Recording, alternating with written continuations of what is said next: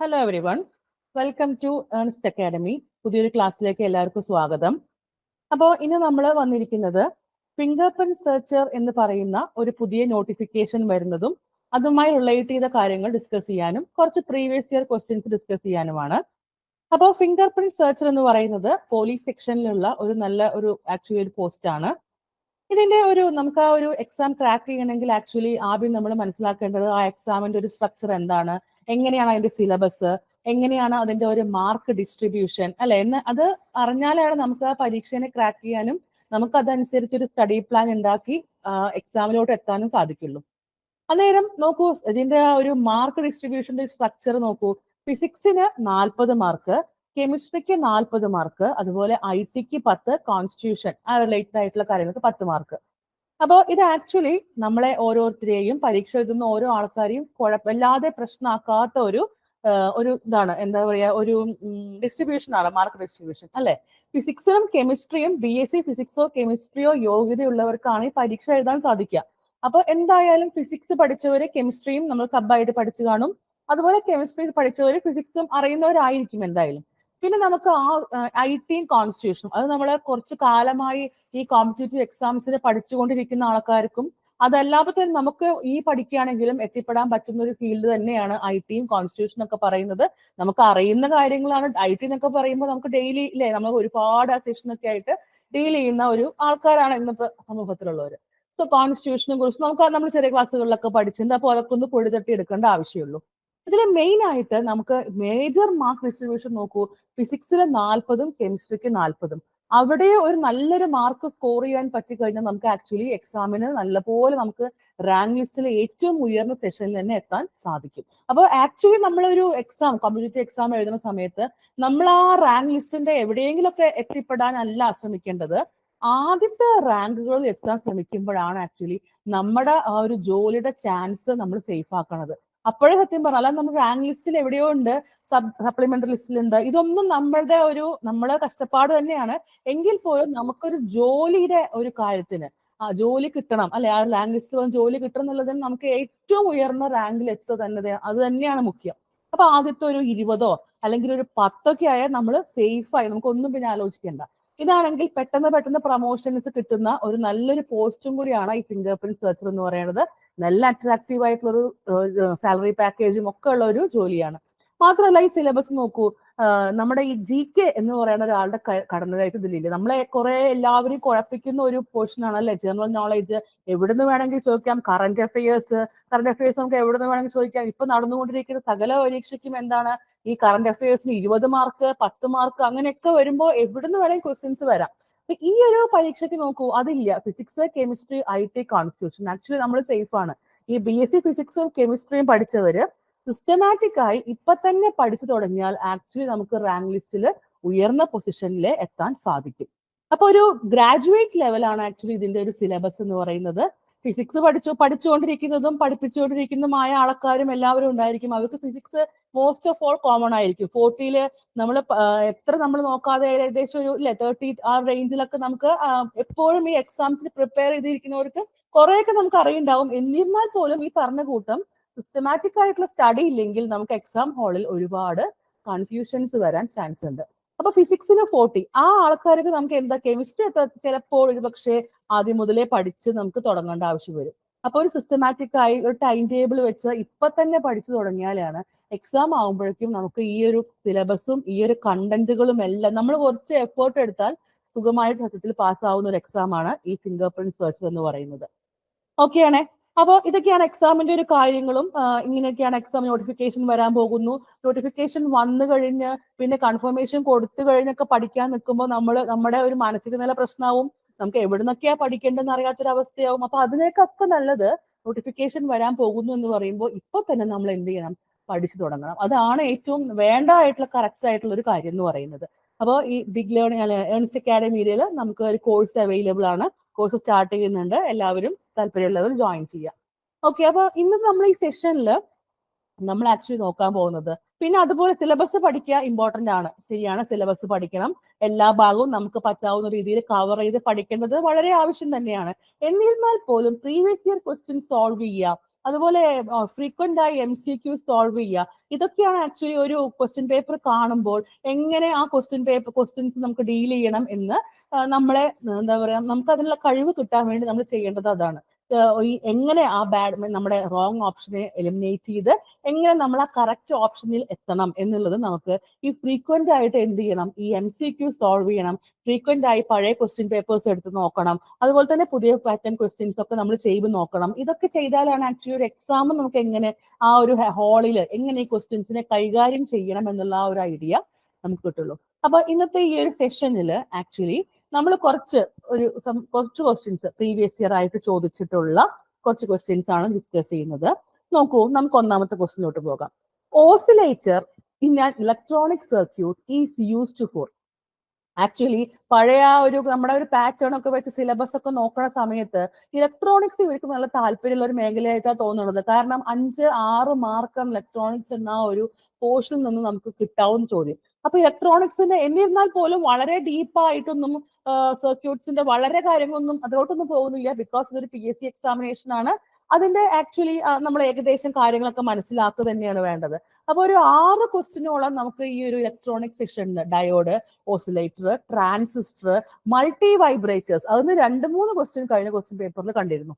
അപ്പോൾ ഈ ഒരു ഭാഗം എന്ന് പറയുന്നത് നമ്മൾ നല്ല എന്താ പറയാ ഊന്നൽ കൊടുത്ത് പഠിക്കേണ്ട ഒരു ഭാഗം തന്നെയാണ്. നോക്കൂ, ഒന്നാമത്തെ ക്വസ്റ്റ്യൻ നോക്കൂ. Oscillator in an electronic circuit is used for എന്നാണ് നമ്മുടെ ക്വസ്റ്റ്യൻ. ആൻസർ ഓപ്ഷൻ എ നോക്കൂ, എനർജി കൺവേർഷൻ. ഓപ്ഷൻ ബി നോക്കൂ, energy production. Option C, energy destruction. And option D, no effect. അപ്പൊ ഇങ്ങനെ ഒരു ചോദ്യം കിട്ടിയാൽ ഇതിൽ നിന്ന് നമ്മൾക്ക് ഏതാണോ കറക്റ്റായ ആൻസർ എന്നതിലേക്ക് എത്തുകയാണ് നമ്മുടെ ആ ഒരു ജോബ് എന്ന് പറയുന്നത്, അല്ലെ? അപ്പോൾ നമ്മൾ ഇലക്ട്രോണിക്സിൽ കേട്ട് പരിചയമുള്ള ടേമുകളാണ് ആക്ച്വലി ട്രാൻസിസ്റ്റേഴ്സ് എന്താണ്, ഓസിലേറ്റേഴ്സ് എന്താണ്. ആക്ച്വലി ഓസിലേറ്റേഴ്സിന്റെ ഡെഫിനിഷൻ എന്ന് പറയുമ്പോൾ oscillator is an electronic circuit that produces repetitive oscillations by itself without any external stimulus. നോക്കൂ, എന്താണ്? It produces repetitive oscillation by itself without any external stimulus. External stimulus ഇല്ലാതെ ആള് സ്വയം സ്വയം പര്യാപ്തത നേടിയ ഒരാളെ പോലെയാണ് ആര് വർക്ക് ചെയ്യുക? ഈ ഓസിലേറ്റർ വർക്ക് ചെയ്യുക. ആക്ച്വലി DC സിഗ്നൽസിനെ AC സിഗ്നൽസിൽ ഒരു പെർട്ടിക്കുലർ ഫ്രീക്വൻസി ആയിട്ട് കൺവേർട്ട് ചെയ്യും. So DC to AC conversion നമുക്ക് ഓസിലേറ്ററിനെ കൊണ്ട് സാധ്യമാകും. ആക്ച്വലി ഒരു ഓസിലേറ്ററിന്റെ ഒരു വൈഡ് ക്ലാസിഫിക്കേഷൻ എന്ന് നമുക്ക് പറയാവുന്നത് അത് ലീനിയർ ആയിട്ടും നോൺ ലീനിയർ ഓസിലേറ്റേഴ്സ് ആയിട്ടും എന്താണ് അതിനെ ക്ലാസിഫൈ ചെയ്തിട്ടുണ്ട്. ലീനിയർ ഓസിലേറ്റേഴ്സിനെ ഹാർമോണിക് ഓസിലേറ്റേഴ്സ് എന്നും അതുപോലെ തന്നെ നോൺ ലീനിയർ ഓസിലേറ്റേഴ്സിനെ റിലാക്സേഷൻ ഓസിലേറ്റേഴ്സ് എന്നും നമുക്ക് പേര് വിളിക്കാം. ഓക്കെ ആണ്. അപ്പൊ നോക്കൂ, അയാൾ എന്താ ചെയ്യുന്ന ഓസിലേറ്റർ?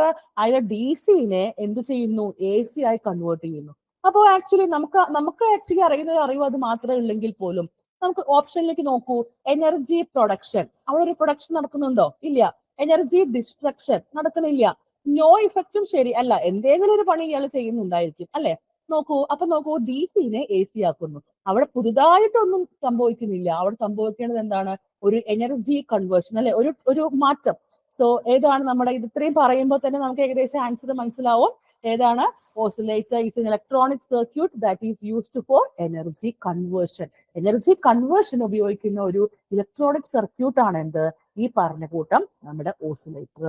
ഓക്കെ ആണോ? അപ്പൊ ഇങ്ങനെയാണ് നമ്മുടെ ഒരു ക്വസ്റ്റ്യൻ കൈ കിട്ടിയാൽ എങ്ങനെയാണ് നമുക്കിപ്പോ എല്ലാം ആക്ച്വലി നമുക്ക് സിലബസ് കവർ ചെയ്തു. എന്നിരുന്നാൽ പോലും എക്സാം ഹാളില് നമുക്ക് ഇതിന്റെ കറക്റ്റായ ആൻസറിലോട്ട് എത്തണമെങ്കിൽ ഈ പറഞ്ഞ പോലെ എലിമിനേഷൻ പ്രോസസ്സും നമുക്കറിയാവുന്ന കാര്യവും തന്നിട്ടുള്ള ഓപ്ഷനും കൂടി തട്ടിച്ച് നോക്കിയിട്ട് വേണം. ഇപ്പൊ ക്വസ്റ്റ്യൻ കാണുമ്പോൾ തന്നെ അയ്യോ അറിയില്ല പറഞ്ഞ് പിന്മാറരുത്.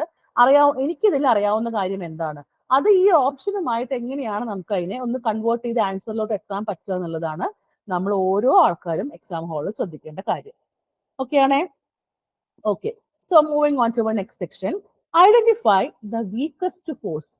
Weak nuclear force, option B strong nuclear force, and option C electromagnetic force, and option D gravitational force. ഇത് ആക്ച്വലി നമ്മളൊരു +2 കാലഘട്ടം മുതൽ പഠിക്കാൻ തുടങ്ങിയ കാര്യങ്ങളാണ്, അല്ലെ? ഫോഴ്സ് എന്താണ്, അതുപോലെ എന്തൊക്കെയാണ് ഫോഴ്സിന്റെ ക്ലാസിഫിക്കേഷൻ, ഈ വക കാര്യങ്ങളിൽ നിന്നൊക്കെ പറഞ്ഞ് ഈവൻ ദോ ന്യൂക്ലിയർ ഫിസിക്സിലെ പാർട്ടിക്കിൾ ഫിസിക്സിനെ കുറിച്ച് പഠിക്കുമ്പോൾ പോലും നമ്മൾ ആദ്യം പഠിക്കാരെ കുറിച്ചിട്ടാണ് പ്രകൃതിയിലുള്ള അടിസ്ഥാനപരമായ ഫോഴ്സുകളെ കുറിച്ച് പഠിച്ചിട്ടാണ് അവിടെ എങ്ങനെ സിമെട്രി വരുന്നു, എങ്ങനെ അവിടെ സിമെട്രീനെ കൺസർവേഷൻ ഓഫ് സിമെട്രി വരുന്നു, അവിടെ എന്തൊക്കെ വരുമ്പോൾ എന്തൊക്കെ നമുക്ക് കൈമാറ്റം ചെയ്യുന്നു, ഏതൊക്കെ പാർട്ടിക്കിൾസിനെ, അങ്ങനെയാണ് ആക്ച്വലി ആ ഒരു പാർട്ടിക്കിൾ ഫിസിക്സ് എന്ന ഫീൽഡിലോട്ട് വരെയുള്ള ആ ഒരു എന്താ പറയാ ഒരു ട്രാൻസ്ഫോർമേഷൻ അവിടെ നടക്കുന്നത്.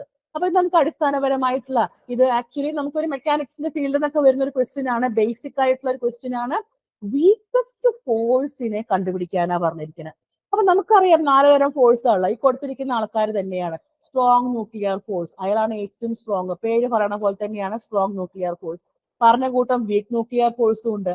പിന്നെ ഇലക്ട്രോ മാഗ്നറ്റിക് ഫോഴ്സ് എക്സിസ്റ്റ് ചെയ്യുന്നുണ്ട്, ഗ്രാവിറ്റേഷണൽ ഫോഴ്സ് എക്സിസ്റ്റ് ചെയ്യുന്നുണ്ട്. അപ്പൊ ഗ്രാവിറ്റേഷണൽ ഫോഴ്സ് ഒക്കെ നമുക്ക് അറിയാം അല്ലെ, ഒരു നമ്മുടെ ഒരു ബോഡി ക്യാപിറ്റൽ അല്ലെങ്കിൽ സ്മോളോ M1, ഒരു M1 എന്ന് പറയുന്ന ഒരു ബോഡി ഉണ്ട്. അതുപോലെ തന്നെ M2 എന്ന് പറയുന്ന അല്ലെ M1 എന്നൊരു ബോഡി ഉണ്ട്. അതുപോലെ തന്നെ M2 എന്ന് പറയുന്ന ബോഡി ഉണ്ട്. ഇവരുടെ സെന്ററുകൾ തമ്മിലുള്ള അകലം D എന്നിരിക്കട്ടെ. അങ്ങനെയാണെങ്കിൽ ഇവര് തമ്മിലുള്ള force F proportional to M1 M2 divided by D square എന്നാണ് കണ്ടുപിടുത്തം അല്ലെ. F is proportional to M1 M2 divided by D square. ഇവ തമ്മിലുള്ള R കൊടുക്കണമെങ്കിൽ നമുക്ക് R സ്ക്വയർ എന്ന് എഴുതാം. ഈ പ്രപ്പോർഷണാലിറ്റിനെ മാറ്റാൻ വേണ്ടി ഇൻട്രൊഡ്യൂസ് ചെയ്യുന്ന കോൺസ്റ്റന്റ് ആണ് ഗ്രാവിറ്റേഷണൽ കോൺസ്റ്റന്റ് G എന്ന് പറയുന്നത്. So G into M1 M2. So G into M1 M2 divided by R square. Okay ആണ്. ഗ്രാവിറ്റേഷണൽ ഫോഴ്സിനെ കുറിച്ചിട്ടാണ് പറഞ്ഞത്. ഇതേപോലെ തന്നെ electromagnetic force, strong nuclear force, weak nuclear force ഒക്കെ എക്സിസ്റ്റ് ചെയ്യുന്നുണ്ട് നമ്മുടെ ന്യൂക്ലിയസിന്റെ ഉള്ളില് അല്ലെ. നമ്മൾ ആദ്യം നമ്മൾ വിചാരിച്ചു പോന്നിരുന്നത് എന്താണ്, ആറ്റം ആണ് ഈ പ്രകൃതിയുടെ ഏറ്റവും ചെറിയ കണിക എന്നാണ് നമ്മൾ വിചാരിച്ചു പോന്നിരുന്നത്. അതിനുശേഷമാണ് നമ്മുടെ മുതിർപ്പോൾ എന്ത് കണ്ടുപിടിക്കുന്നത്, അല്ല ആറ്റം അല്ല, വേറൊരാളുടെ ഉള്ളിൽ ന്യൂക്ലിയസ്, പോസിറ്റീവ്ലി ചാർജ്ഡ് ആയിട്ടുള്ള ഒരു ന്യൂക്ലിയസ് എന്ന് പറയുന്ന ഒരാളുണ്ട്.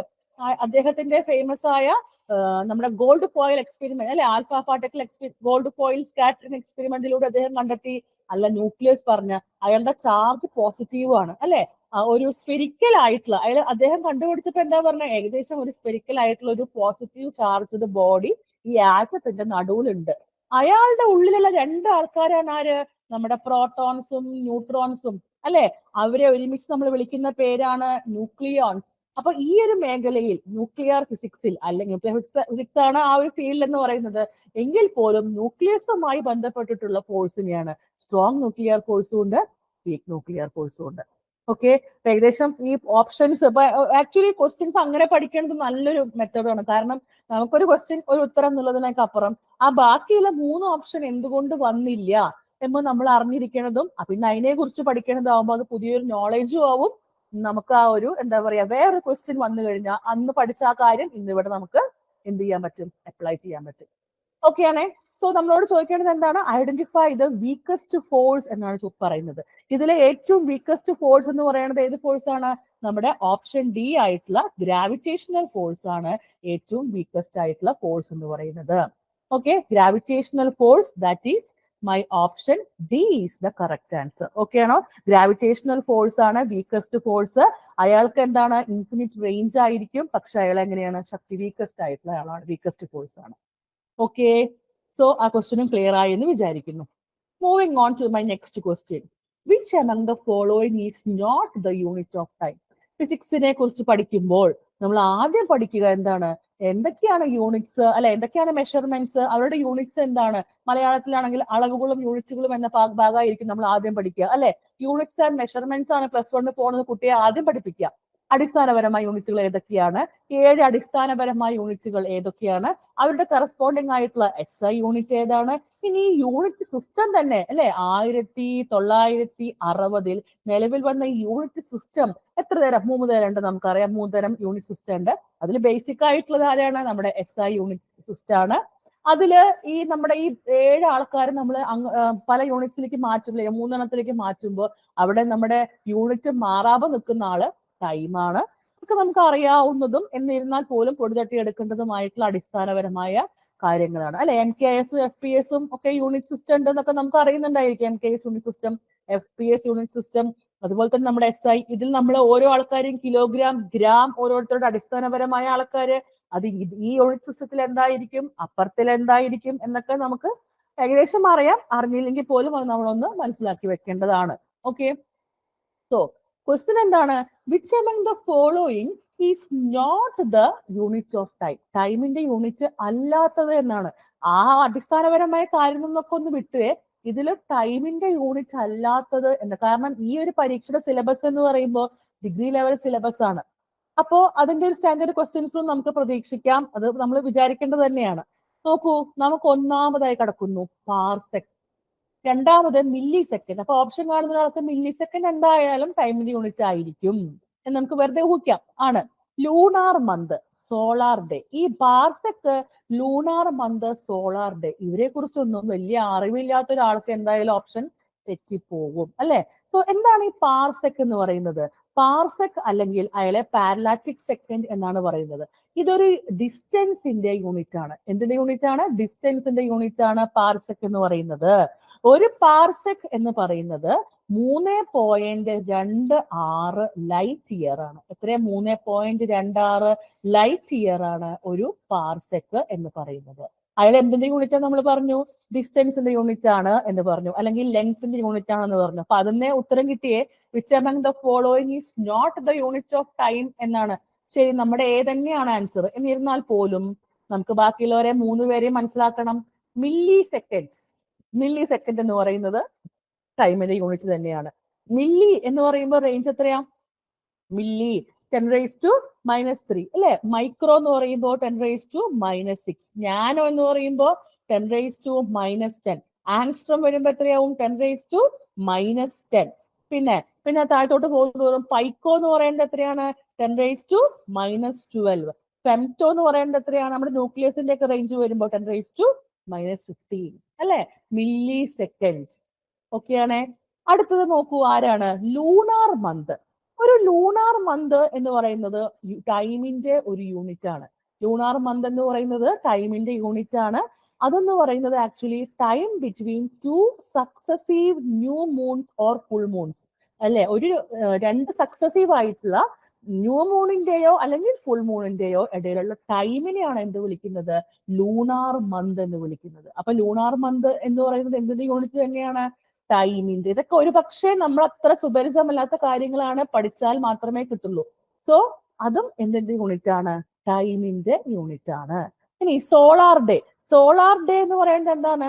അതും ടൈമിന്റെ യൂണിറ്റ് ആണ്. സോളാർ ഡേ എന്ന് പറയുന്നത് time taken for earth to rotate once around its axis relative to sun അല്ലെ. സണ്ണിനെ സെന്റർ ആക്കി വെച്ച് നമ്മുടെ ഭൂമിക്ക് ഒരു റൊട്ടേഷൻ നടത്താൻ ആവശ്യമായിട്ടുള്ള സമയമാണ് എന്ത്? സോളാർ ഡേ എന്ന് പറയുന്നത്. അപ്പൊ നോക്കൂ, milli second, lunar month, solar day എല്ലാം എന്തിന്റെ യൂണിറ്റ് ആണ്? ടൈം അളക്കുന്ന യൂണിറ്റുകളാണ്. ഏത് മാത്രമല്ല, നമ്മൾ ആദ്യമേ പറഞ്ഞു നമ്മുടെ പാർസെക് മാത്രമല്ല. പാർസെക് എന്തളക്കാൻ ഉപയോഗിക്കുന്നത്? പാർസെക് ഡിസ്റ്റൻസ് അളക്കാൻ അല്ലെങ്കിൽ ലെങ്ത് അളക്കാൻ ഉപയോഗിക്കുന്ന ആളാണ് നമ്മുടെ പാർസെക് എന്ന് പറയുന്നത്. ചിലപ്പോൾ ഒരു പക്ഷേ നമ്മൾ പാർസെക് ഒന്നും കേട്ട് പരിചയം ഉണ്ടായിരിക്കില്ല. മേ ബി കോമ്പറ്റേറ്റീവ് എക്സാംസ് ഒരുപാട് ട്രൈ ചെയ്യുന്നവർക്ക് കേട്ട് പരിചയം ഉണ്ടായിരിക്കും. എങ്കിൽ പോലും നമ്മൾ എന്താ പറയുക, റീഫ്രഷ് ചെയ്താൽ മാത്രമാണ് കറക്റ്റ് ആയിട്ടുള്ള ഓപ്ഷനിലോട്ട് എത്താൻ സാധിക്കുള്ളൂ. ഓക്കെ ആണോ? സോ നമ്മൾ 1, 2, 3 സെക്ഷനിലേക്ക് കടന്നുപോയി. സിലബസിന്റെ ഏകദേശം ഒരു കടപ്പ് ഇങ്ങനെയൊക്കെയാണ്. ക്വസ്റ്റ്യൻസിന്റെ ഒരു പാറ്റേൺ ഇങ്ങനെയൊക്കെയാണ്. നിങ്ങൾക്ക് മനസ്സിലായിട്ടുണ്ടായിരിക്കും. Okay, so moving on to my next question. Which among the following is a 3-level laser? നോക്കൂ, മോഡേൺ ഫിസിക്സിന്റെ ഭാഗങ്ങളായിട്ട് വരുന്ന അല്ലെ ലേസർ. ലേസർ എന്ന് പറയുന്ന ആളെന്നെ എന്താണ്? Light amplification by stimulated emission of radiation. So എങ്ങനെയാണ്? How this actually that amplification process is happening is because of the stimulated emission of radiation. So radiation, stimulated emission. ഈ stimulated emission എന്താ പരിപാടി? അതായത് ഇപ്പൊ നമുക്ക് 2 എനർജി ലെവൽ ഉണ്ട്. E1 ഒരു level, താഴത്തെ ലെവൽ E1, മുകളിലത്തെ ലെവൽ E2. ഈ E2 എന്ന് പറയുന്ന ലെവലിൽ ഇരിക്കുന്ന നമ്മുടെ ആറ്റംസ്, സ്വമേധ്യ അയാളുടെ താല്പര്യം കൊണ്ട് E1 എന്ന ലെവലിലോട്ട് വരുമ്പോൾ അവിടെ ഒരു hν പറയുന്ന ഒരു ഫോട്ടോണിനെ എമിറ്റ് ചെയ്യും. ഈ സംഭവം എന്താണ്? സ്പോണ്ടേനിയസ് എമിഷൻ ആണ്. ആ E2 ലെവലിൽ ഇരിക്കുന്ന ആൾക്കാര് ആരുടെയും സഹായമില്ലാതെ അവർ തനിയെയാണ് എങ്ങോട്ട് വന്നത്, E1 ഒരു നമ്മുടെ എനർജി, നമ്മുടെ ഒരു ലൈറ്റ് പോലെ, H ഫോട്ടോൺ പോലെ പുറത്തു വന്നു. അപ്പൊ ഈ E2 ലെവലിലുള്ള ആൾക്കാർക്ക് പുറത്തുനിന്നുള്ള ഒരു H, അതായത് പുറത്തുനിന്നുള്ള ഒരു സ്റ്റിമുലേഷൻ, ഒരു സഹായം അല്ലെങ്കിൽ ഒരു സ്റ്റിമുലേഷൻ ആവശ്യം എങ്കിൽ എന്താണ് അങ്ങനെ നടക്കുന്ന നമ്മുടെ എമിഷനെയാണ് എന്ത് വിളിക്കുക, സ്റ്റിമുലേറ്റഡ് എമിഷൻ എന്ന് വിളിക്കുക. എന്താ വിളിക്കുക? Stimulated emission. അവിടെ ഒരു എക്സ്റ്റേണൽ സ്റ്റിമുലസിന്റെ ആവശ്യമുണ്ട്. ഓക്കെ, ആ പേരിൽ തന്നെ ഉണ്ട് ആക്ച്വലി. ലൈറ്റ് ആംപ്ലിഫിക്കേഷൻ എങ്ങനെ നടക്കുന്നു? By stimulated emission of radiation. Stimulated emission of radiation വഴി ആണ് ഇവിടെ എന്ത് നടക്കുന്നത്? ലൈറ്റ് ആംപ്ലിഫിക്കേഷൻ നടക്കുന്നത്. ഓക്കെ ആണോ? സോ ഇത് ആക്ച്വലി ഒരു നല്ല കണ്ടന്റ് പഠിക്കാനുള്ള ഒരു മേഖലയാണ് ലേസേഴ്സ്. ലേസേഴ്സ് പഠിക്കുമ്പോൾ കൂടെ വളരെ അടിസ്ഥാനപരമായിട്ടുള്ള ഈ ലേസറുകളൊക്കെ നമ്മൾ പഠിക്കേണ്ടതാണ്. Helium neon laser. Helium neon laser 10:1 അല്ലെ? നമ്മുടെ മുന്നിൽ നിൽക്കുന്ന ആള് ഹീലിയം തന്നെയാണ്. 10:1 റേഷ്യോയിലാണ് ഹീലിയം നിയോൺ ലേസർ എന്ന് പറയുന്ന ആളുടെ ആ ഒരു കമ്പോസിഷൻ എന്ന് പറയുന്നത്. ഓക്കെ ആണോ? ഹീലിയം നിയോൺ ലേസറിനെ കുറിച്ച് പിന്നീട് പറയാവുന്ന ഒരു കാര്യം എന്ന് പറഞ്ഞു കഴിഞ്ഞാൽ, അവിടെ നമ്മുടെ ഈ പ്രോസസ് നടക്കുന്നത് ഇലക്ട്രിക്കൽ ഡിസ്ചാർജ് വഴിയാണ് ഒപ്റ്റിക്കൽ പമ്പിംഗ് പ്രോസസ് നടക്കുന്നത്. പിന്നെ semiconductor laser, ruby laser അല്ലെ? മെയ്മാൻ ഫസ്റ്റ് കണ്ടുപിടിച്ചതാണ് മെയ്മാൻ. അത് റൂബി ലേസർ. റൂബി ലേസറിന്റെ വേറൊരു പ്രത്യേകതയുണ്ട്. റൂബി ലേസറിനെ നമ്മൾ എന്ത് വിളിക്കും? പൾസ് ലേസേഴ്സ് എന്ന് വിളിക്കും. കാരണം റൂബി ലേസറിന്റെ ആ ഒരു ഔട്ട്പുട്ട് എന്ന് പറയുന്നത് പൾസ് രൂപത്തിലായിരിക്കും. അതുകൊണ്ട് റൂബി ലേസറിനെ പൾസ് ലേസർ എന്ന് വിളിക്കും. അപ്പൊ പിന്നെ മാത്രമല്ല, ഈ റൂബി ലേസറിൽ നമ്മുടെ പമ്പിംഗ് പ്രോസസ് നടക്കുക സെനോൺ ഫ്ലാഷ് ലാമ്പ് വഴിയാണ് ഈ പമ്പിംഗ് പ്രോസസ് നടക്കുക. പിന്നെ വേറെ അടുത്ത ആൾ നോക്കൂ, എന്താണ് അയാളെ? ND YAG laser. ഇയാളുടെ full form neodymium doped yttrium aluminium garnet എന്ന് പറയുന്ന ഒരു ക്രിസ്റ്റല് ഇതിലുണ്ട്. അതുകൊണ്ടാണ് നമ്മൾ ആ ഒരു പേര് നിയോഡൈമിയം യാഗ് ലേസർ എന്നാണ് നമ്മൾ ഷോർട്ടായിട്ട് പറയുക. പക്ഷെ അതിന്റെ ഫുൾ ഫോം എന്താണ്? Neodymium doped yttrium aluminium. എന്നൊക്കെ പറയേണ്ടത് അപ്പൊ അലുമിനിയാണ്. Y എന്ന് പറയേണ്ടത് എന്താണ്? ഇട്രിയം. അലുമിനിയം. പിന്നെ ഗാർനെറ്റ് എന്ന് പറയുന്നത് ഒരു ക്രിസ്റ്റലാണ്. That is used as a lasing medium for the solid state laser. ഓക്കെയാണ്, ലേസർ മീഡിയ ആയിട്ട് യൂസ് ചെയ്യുന്നത് ഇയാളാണ്. ഓക്കെ, അപ്പൊ നമ്മുടെ ഓപ്ഷൻ D ആയി. ഇനി സെമി കണ്ടക്ടർ ലേസറിനെ കുറിച്ച് നമ്മളൊന്നും പറഞ്ഞില്ല. അയാൾ എന്ന് പറയുന്നത് ആക്ച്വലി നമ്മൾ diode laser, light emitting diode work ചെയ്യുന്ന പോലെ തന്നെ, LED വർക്ക് ചെയ്യുന്ന പോലെ തന്നെ വർക്ക് ചെയ്യുന്ന ലേസർ ആണ് ഈ സെമി കണ്ടക്ടർ ലേസർ എന്ന് പറയുന്നത്. അപ്പൊ helium neon laser, semiconductor laser, ruby laser, neodymium YAG laser അല്ലെങ്കിൽ ND യാഗ് ലേസർ. ഇത് നമ്മളോട് ചോദിച്ചിരിക്കുന്നത് എന്താണ്? ഇതിലൊരു 3 level which among the following is A 3 level laser. അപ്പൊ ഇത്രയും കാര്യങ്ങൾ അറിഞ്ഞാൽ പോരാ, എന്തറിയണം? ഇതില് 3 ലെവൽ ലേസർ എന്ന് പറയുന്നത് ആരാണ്? ഏതാണ് ആൻസർ?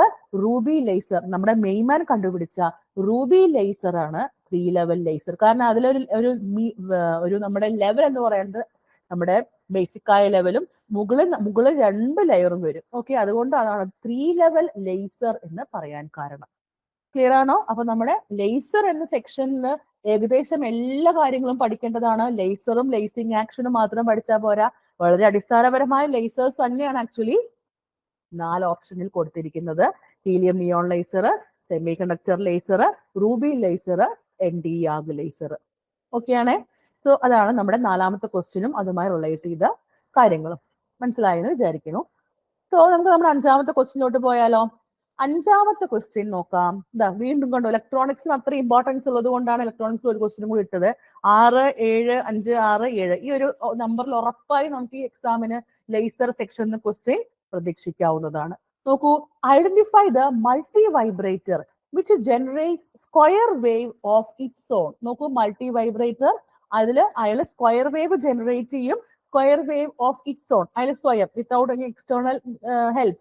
സോ ഓപ്ഷൻ നോക്കൂ, A bistable, B എസ്റ്റേബിൾ, C monostable and D on stable. Actually ഇതൊരു നല്ല ടോപ്പിക്കാണ്, നല്ല അത്യാവശ്യം പഠിക്കാനുള്ള ഒരു ഭാഗമാണ്.